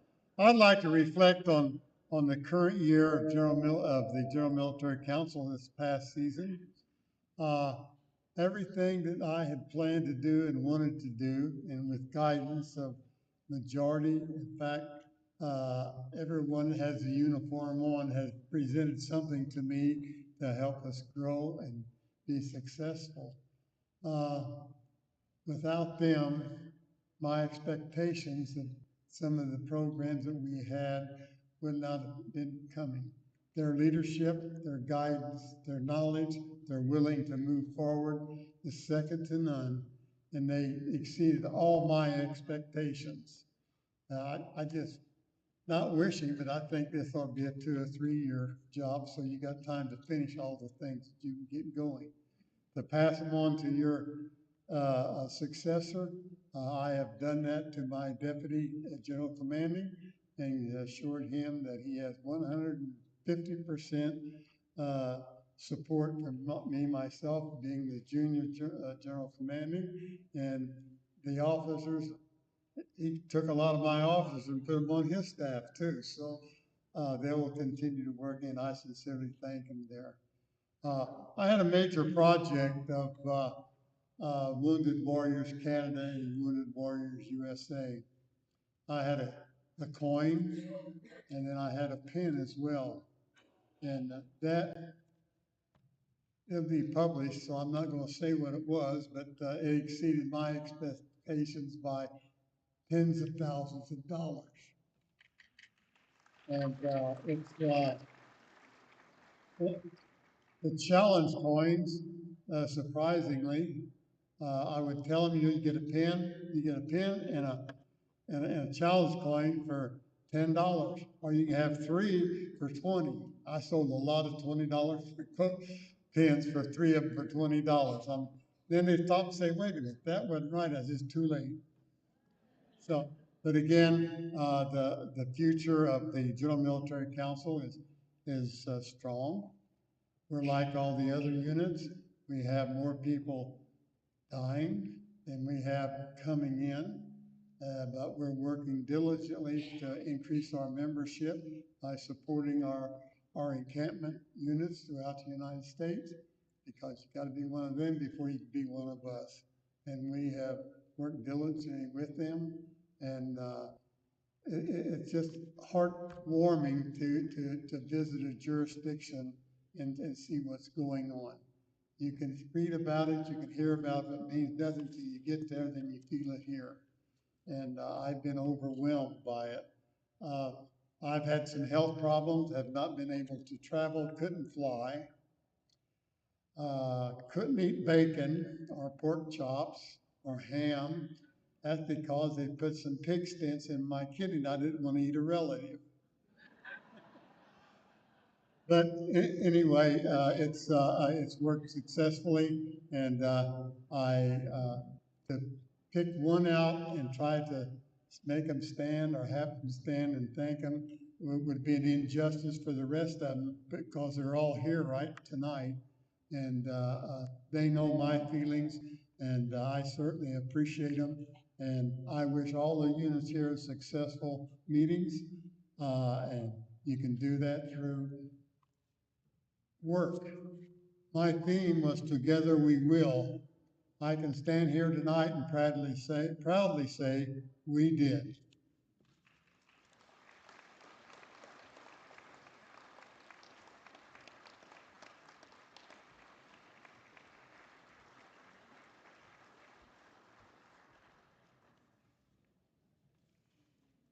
It gives me great pleasure to introduce to you all the International Association of Rebecca Assemblies President, President Pam Eisenhower.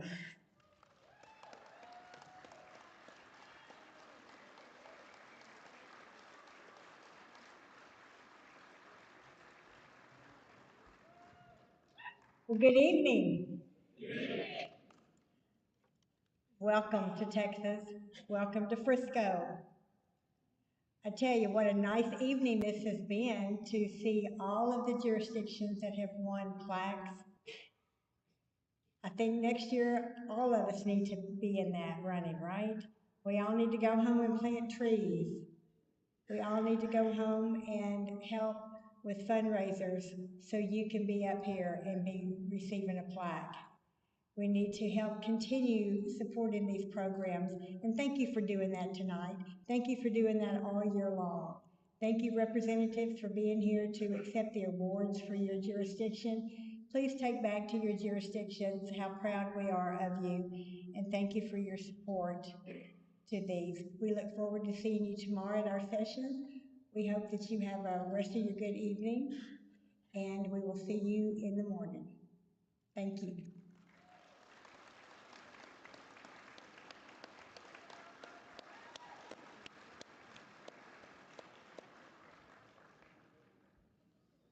It is my honor and privilege to introduce to you Brother Thomas Calabrese of New Jersey, our Sovereign Grand Master.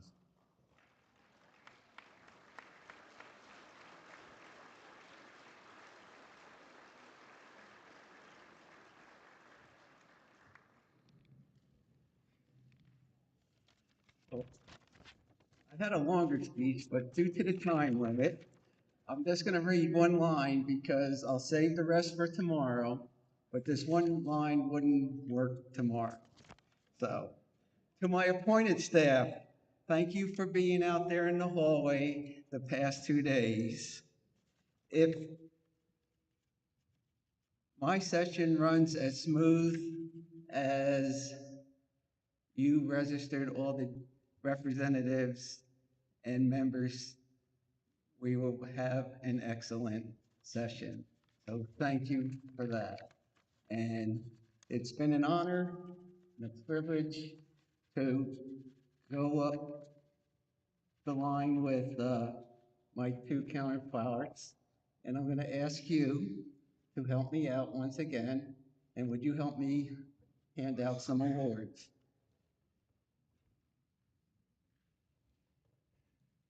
Both General Owens and President Eisenhower.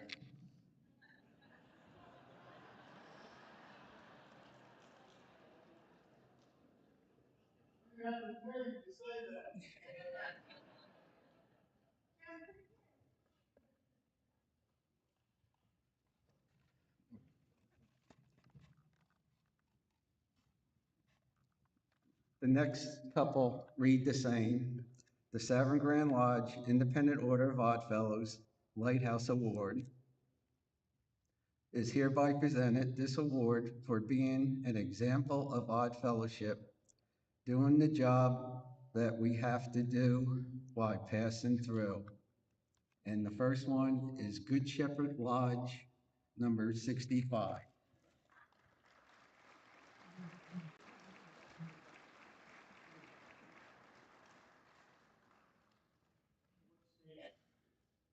Did it say? Oh, it did say it. All right.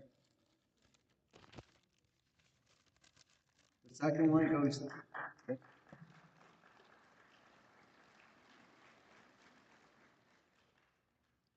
second one goes to Harmony Lodge, number 86, Pennsylvania.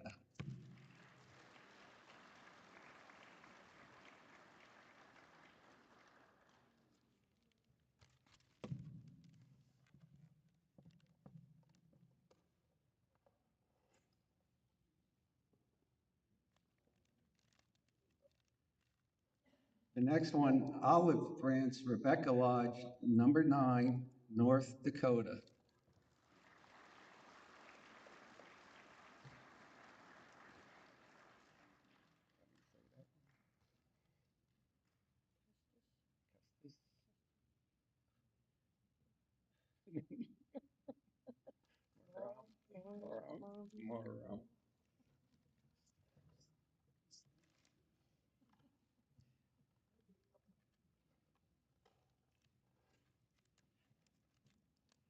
All right, this next one is from New Hampshire, and I'm gonna slaughter the name. Custos Marum Lodge, number 42. I said that. How close did I get? Custis Moore.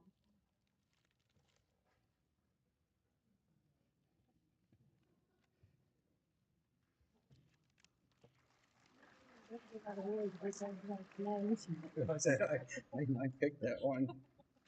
Look at the name. Next one's Palm Rebecca Lodge, number 43 of Connecticut.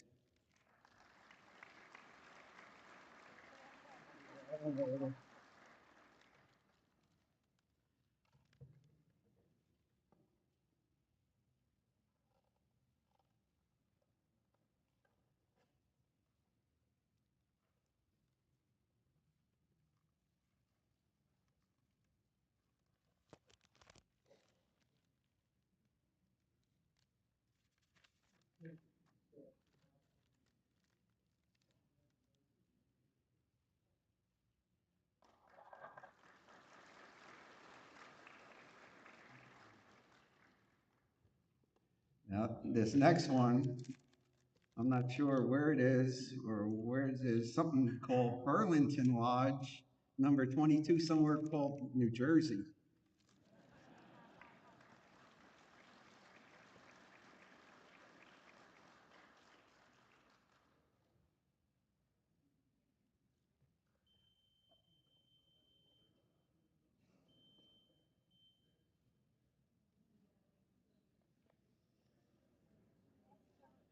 John Woosley got a hold of it. Here, you.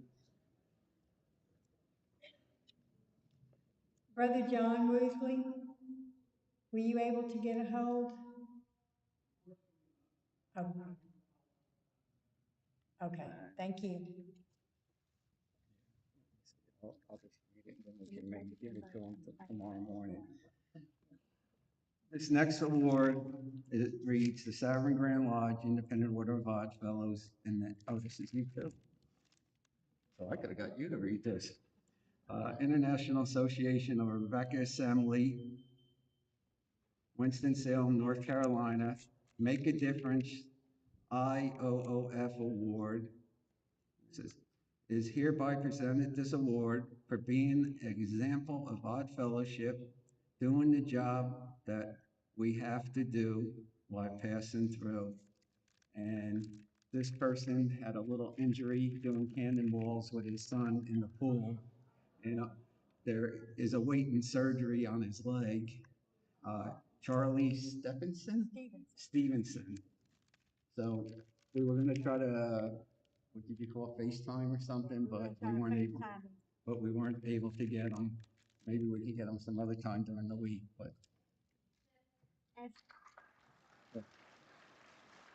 John Woosley, that's John Woosley for that.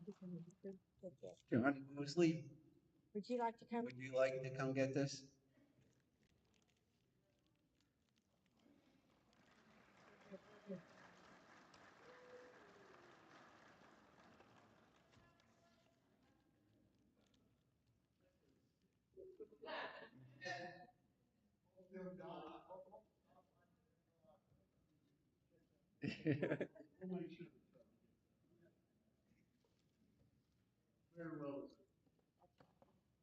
All right, and that's all I got for tonight.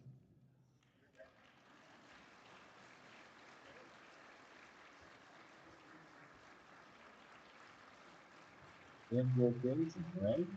So that's it, please. So the benediction is next. The audience will please rise and stay standing for the benediction.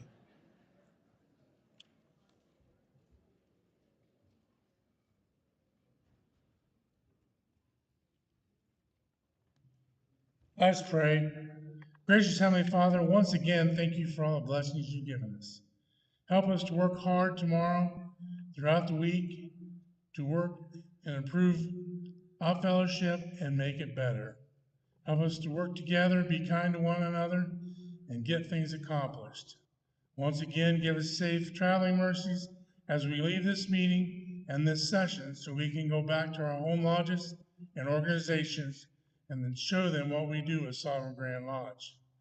May all our work be satisfying in your sight. And now may the blessings of heaven be with all odd fellows, may brotherly love prevail, and every moral and social virtue cement us. Amen. Amen. Thank you. Well, Brother Ron, Well, I think we're done, but I'd like the audience to please remain standing while the dignitaries are escorted off the dais. And I want to thank you all for coming and wish you all happy, harmonious sessions. Thank you.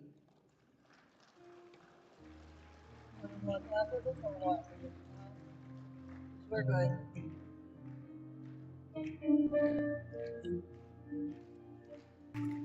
Yeah.